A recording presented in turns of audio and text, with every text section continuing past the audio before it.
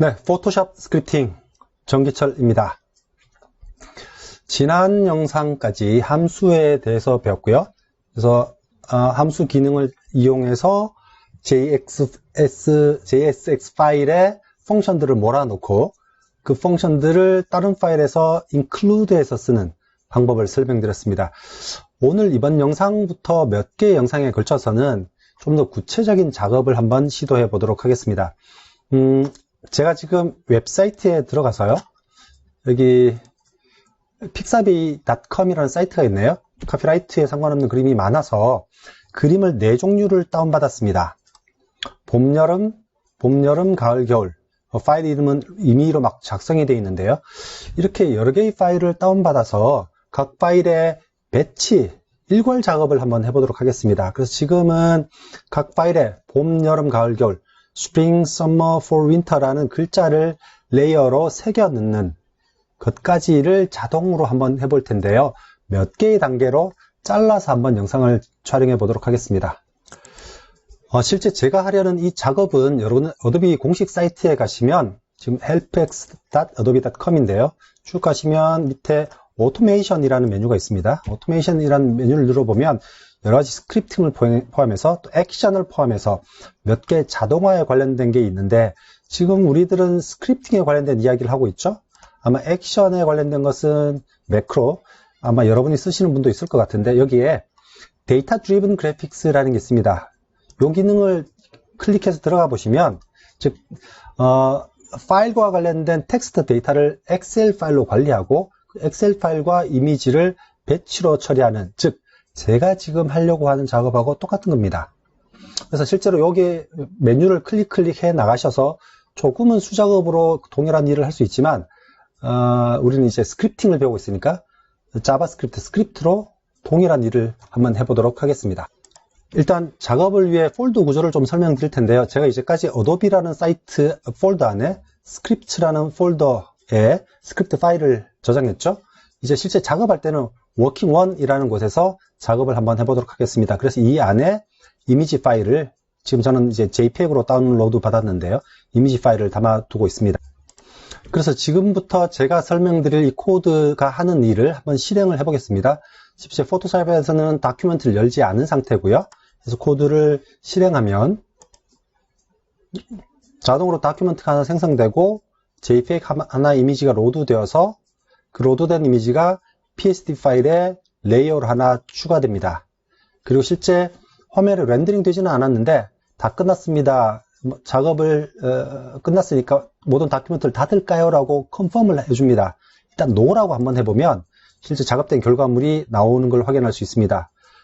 거기서 yes라고 하면 실제 저장은 끝났고요. 이 다큐멘트도 닫아줍니다. 그래서 아까 폴더에 가시면 제가 스프링이라는 이미지 일단 하나만 그 이미지에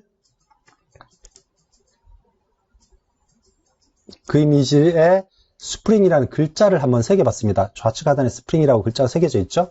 원래는 글자가 없는 이미지였습니다. 그래서 일단은 하나의 파일에 대해서 텍스트 정보를 입력해 오버레이 시켜보고 다음 영상에서 여러 개를 배치로 한번 처리하는 것을 하겠습니다. 그래서 일단 열려진 다큐멘트는 다 닫고요. 코드를 한번 설명드릴게요. 지난번에 펑션을 배웠으니까 이제 펑션을 하나 만들 겁니다. 이미지 로드라는 펑션을 만들었고요. 이미지 로드라는 펑션은 어떻게 되는 거죠?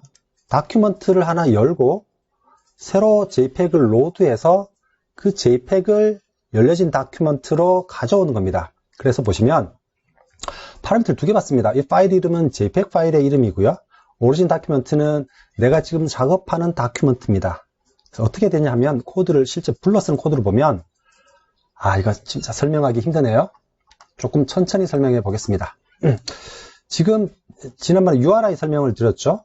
그래서 지금 여러분들과 제가 작업하는 폴더가 다를 수 있는데 일단 폴더의 URI를 이렇게 문자열로 current working directory라는 변수에 일단 저장해 두겠습니다. 이래야지 나중에 관리하기가 편하거든요. 그리고 다큐멘트에 대해서 다큐멘트를 하나 생성합니다. 그리고 다큐멘트 이름을 주고요. RGB 컬러 포맷으로 하겠다는 것도 정해주고요. 그리고 내가 작업하고 있는 파일의 패스를 지정해 줘야겠죠. 저는 아까 설명드린 것처럼 어디 있죠? 저는 C의 기철에 어도비의 워킹1에다가 파일 이름이 이렇게 있습니다. 파일이 있죠. 그래서 그 워킹1까지를 변수에 저장해 두고 나중에 파일의 패스를 나타내 줄 때는 그 워킹 디렉토리에다가 해당하는 파일 이름을 문자를 덧셈을 하면 되겠죠. 그러면 이 파일 패스는 실제 파일이 있는 위치를 알려줍니다. 그런데 내부적으로 어떤 이미지 파일이든 어떤 파일이든 쓰려면 대문자 F입니다. 파일이라는 함수를 통과시켜서 그 안에 파일의 위치를 주면 함수라는 형태로 내부적으로 만들어서 줍니다. 그걸 우리는 파일 네임이라고 할게요. 그 파일 네임을 이미지 로드라는 파일에 줘야 됩니다. 그리고 아까 말씀드린 것처럼 위에 선언된 이미지 로드는 파일 이름, 불러올 파일 이름과 현재 열려져 있는 다큐먼트를 받습니다. 이 다큐먼트가 여기로 오는 거죠. 그렇게 되면 아까 이야기한 것처럼 이 이미지 로드라는 펑션이 호출되겠죠. 그래서 어떤 파일을 열지 그 연 파일을 어디로 카피할지 지정받으면 app.load라는 게 있습니다. 제가 예전에 app이라는 객체 설명을 드렸나요? 실제 액티브 다큐먼트 앞에 app 다시 있어야 되는데 생략도 가능하다고 했습니다. 이것도 사실은 app.을 생략하셔도 됩니다. 근데 조금 더 명확하게 하기 위해서 제가 app.을 붙였고요. 그래서 보시면 일단 로드라고 하면 실제로 파일을 불러와 주는 겁니다. 지금 저희들은 JPEG이니까 JPEG 파일이 불러집니다. 실제로 포토샵에 불러지면 방금 불려준 이놈이 액티브 다큐먼트가 됩니다. 그래서 현재 열려진 그 app.active 다큐먼트를 닥에 가져오고 그놈의 셀렉션에서 전체 그림을 select all 하고 카피를 하면 클립보드로 카피 되겠죠. 그리고 나서 위에서 받았던 이 오리진 다큐먼트에 페이스트를 합니다. 그리고 그 전에 먼저 닫아줍니다. 불려진 JPEG은 필요 없으니까요. 그래서 document의 close라는 메서드를 이용해서 저장할 필요 없어요 라고 상수 객체를 써주면 실제 이 함수가 이미지가 열리고 내가 쓰고자 하는 오리진 다큐먼트, 메인 다큐먼트에 페이스트가 되는 겁니다. 함수 사이사이 자세하게 설명을 아직 안 드렸습니다. 혹시나 필요하시면 우리 메인 다큐먼트 있죠? 레퍼런스 다큐먼트를 하나씩 찾아보셨으면 좋겠습니다. 중간 영상에서 대부분은 다 설명된 부분입니다. 그까지 하면 실제로 다큐먼트가 로드가 되죠. 그 다음엔요, 이제 저장을 한번 해보겠습니다. 저장을 할 건데, save png라는 펑션을 만들 겁니다. 만들기 전에, 만든 걸 설명하기 전에, 일단 예전에 한번 봤던 코드입니다. 이렇게 하면 실제 메인 다큐먼트에 레이어가 하나 추가되고, 글자가 하나 레이어로 추가된, 이제 텍스트 레이어가 하나 추가되겠죠? 지난번 영상에서 설명을 드렸던 겁니다. 이렇게 하고 나서 나중에 이렇게 save png라고 할 겁니다. save png라는 것은 위에 이제 설명드릴 함수고요. 위에 있는 로드 이미지와 비슷합니다. 저장할 파일 이름을 받고요. 어느 다큐멘트를 저장할지를 줍니다. 여기 있는 것들도 여기 이제 대문자로 시작한 상수 객체이니까요. 이런 것도 레퍼런스를 한번 찾아보시면 됩니다. 그래서 PNG로 저장할 텐데 PNG 각각의 옵션들이 있죠. 옵션들을 다 정의하고 나서 해당하는 다큐멘트에 export document라는 메서드가 있습니다. 파라미터가 3개 옵니다. 각자 좀 천천히 보시면 될 듯 하고요. 제가 여러분들에게 너무 많은 걸 떠넘기는 것 같은데 이렇게 save png라는 펑션을 만들고 나면 이렇게 save 펑션 png라고 하시면 됩니다. 그런데 위에서 파일 패스를 줬었죠. 파일 패스는 아까 전에 말씀드린 파일의 실제 이름이에요. 근데 요 뒤에 .png로 해서 png로 파일을 구분하기 위해서 .png로 덧붙여서 확장자를 저장을 해볼게요. 이렇게 하면 저장되겠죠. 저장되고 나서 다 끝났으니까 confirm으로 물어서 사용자 yes라고 하면 열려진 모든 다큐멘트 닫고 no라고 하면 닫지 말고 포토샵에서 확인할 수 있게 해주려는 겁니다. 그래서 요 놈을 여러분들 코드 보기 쉽게 좀 글자를 축소해서라도 전체 코드를 한 화면에 한번 보이는 시간을 갖겠습니다.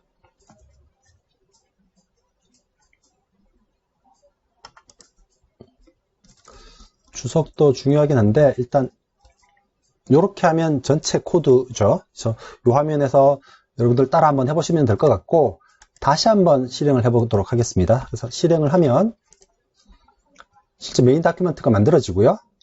요 JPEG 로딩되면서 액티브 다큐먼트로 변합니다. 그리고 나서 메인 다큐먼트에 클립보드로 다 카피되고 내부적으로 끝났는데 화면에 아직 결과는 보이지 않네요. 그래서 Yes라고 클릭하면 모든 다큐먼트가 자동으로 닫힙니다. 그리고 나서 워킹 디렉토리에 글자 스프링이 새겨져 있는 그림이 떠오르죠. 여기까지가 오늘 드릴 말씀입니다. 사실은 영상을 하나만에 그 4개를 일괄 처리하는 것을 하려고 했는데 일괄 처리하려니까 뭔가를 또 설명을 드려야 됩니다. JSON이라는 파일 형식을 설명을 드려야 돼요. 근데 이 JSON이라는 파일 형식이 실제 알고 나면 쉬운데 설명드리기가 좀 어렵습니다. 그래서 제가 좀 더 준비를 해야 될 것 같고요. 그래서 다음 시간에는 JSON에 대한 JSON 파일 포맷에 대한 설명을 드리고 그 JSON 파일을 처리하기 위한 또 다른 사람이 작성해둔 JSX 파일이 있습니다. 그놈 사용법 그리고 그놈을 이용해서 전체적으로 일괄 처리하는 것 설명을 드려보도록 하겠습니다.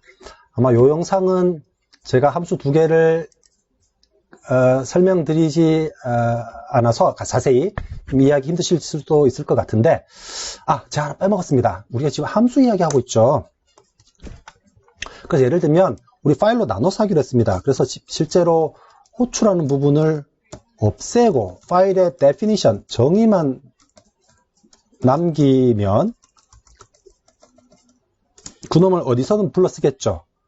화면에 그 함수의 정의만 남겨두셔야 됩니다. 아니면 이놈들이 include 될 때 동작을 하니까요. 그래서 save png와 image load라는 펑션 2개를 정의만 하고 그 정의된 파일을 이렇게 보시죠. include 해서 쓸 겁니다. 그래서 include 하죠. // 골뱅이. 그래서 include 하고 나서는 함수의 정의 필요 없이 내 코드만 이렇게 쭉 작성을 하시면 되는 겁니다. 그럼 이렇게 하면 동일하게 F5를 누르면 똑같은 작업이 진행되는 것을 눈으로 확인할 수 있습니다. 그래서 지난 영상에 설명드렸던 것처럼 내가 자주 사용하는 펑션을